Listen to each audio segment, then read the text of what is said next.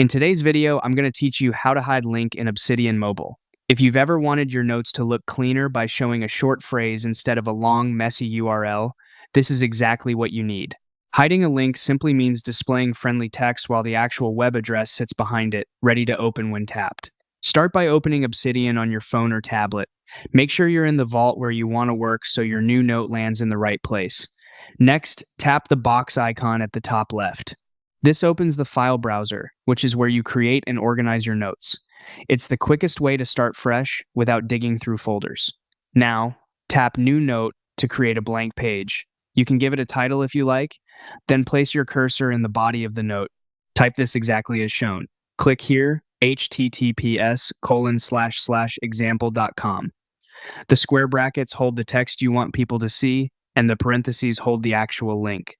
You can replace click here with any descriptive phrase like project brief or source and swap in your own URL. The key is the structure. Brackets for the label, parentheses for the address. When Obsidian renders the note, only the words inside the brackets will appear. That means you'll see clean, readable text in your note, and tapping it will open the hidden link in your browser.